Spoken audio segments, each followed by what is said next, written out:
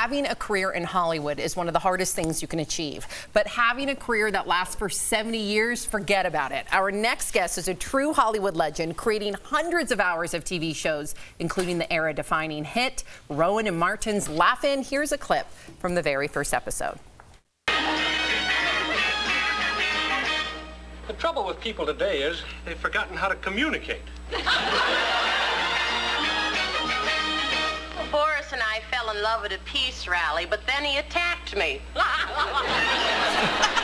Please welcome to the show, George Schlatter! Hello, sir.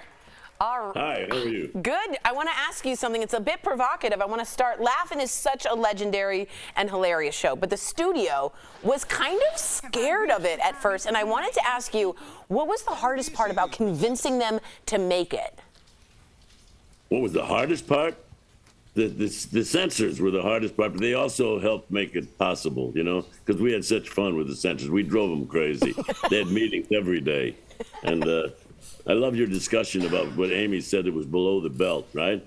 I've always loved the term below the belt because a lot of good stuff happens there, you know? That's great. George, you kind of created that term in a way. You created the first reality show. People might not know this, called Real People back in 1979. Wow. Did you ever think that unscripted shows like that would be such a huge part of television the way they are now? Yeah, I mean, it was born out of panic. See, good creativity comes from disaster, comes from a problem. And with Real People, they had nothing to put on the air. So we went out and we just talked to people on the street, and we found out they were more interesting than we were. Real People was a real fun show to do. Wow.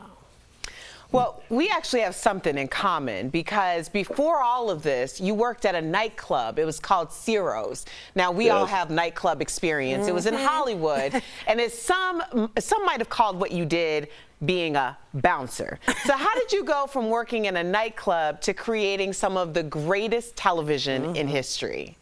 It seems to me like an easy transition because there's great similarity in the two activities. I worked at the nightclub, and bouncer was a term I hated, and so I let it be known that I had been an executive in charge of emergency departures. Jolene thought that still sounded like bouncer, you know? But that was all part of my colorful past before I became respectable. I like emergency departure because it doesn't seem like you got kicked out. It seems like you're a doctor. Yeah. Like, oh yeah, an emergency Stat. departure. We need to leave stat. Right. Yeah. I love it. Well, we got to keep talking about this nightclub because I have to hear the story. While you were working at the nightclub, you bought a house for Sammy Davis Jr. Please explain. Well, at that point, they would not sell a house in the Beverly Hills, the hills there, to black people. And so I went up and bought the house. I was making $200 a week. I could not afford to buy that house, but they didn't know that. So I bought the house in my name, and then Sammy moved in. And once Sammy moved into the neighborhood, it became the fun place to be. Wow. And but I bought the house with $200 a week. Wow, man. Good for you for stepping up for your friend. Did we have some parties in that house? Laugh-In, you know what I'm saying? Anything you can share with us, George? What was the craziest thing at the house party?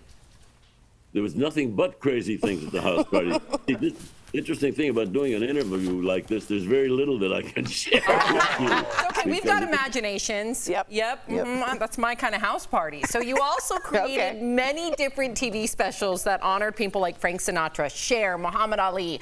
And I love this moment from a special you produced for Sammy with Gregory Hines. I just want to take a moment and rewatch this. Putting on those So what was going through your mind when a moment like this happened? Sammy was under treatment for chemotherapy for throat cancer, and he could not be there. He couldn't even get up, but he got up. And Greg Hines did his number, and I said, "Go over and ask Sammy to get up." He said, "I can't do that." I said, "Do that or I'll punch you." So he goes over to get Sammy up, shows the shoes to the audience. The audience went crazy, and Sammy, with a voice you could hardly hear, got up. And Greg Hines said, "Do you want to do a little shine on your shoes, right?" and Sammy said, "Make it easy on yourself." Oh. And he got up and did the dance and topped what Greg was doing. And Greg Look at that. Look at that. That is iconic. Oh my That is- That was. Yeah, that's television history. Listen, you have so many moments on your show that I think people can say were pop culture moments, entertainment moments. Why do you think that we don't make these kind of shows anymore, in your opinion, as a pioneer? It's too much adult supervision. I mean, we broke rules.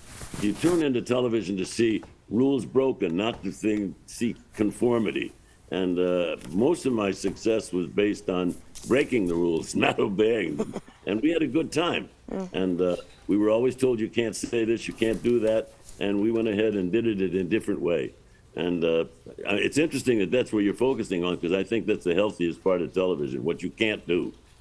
There you go. Great answer. Unbelievable answer. To our viewers, if you want to learn more, first of all, George, thank you so much for joining us. What an honor. Please come back. Yes, Oh, please man. come back. We want to hear about them parties. Parties. Oh, yeah. Oh, yeah. When you go off the air, I'll tell you the rest of the story.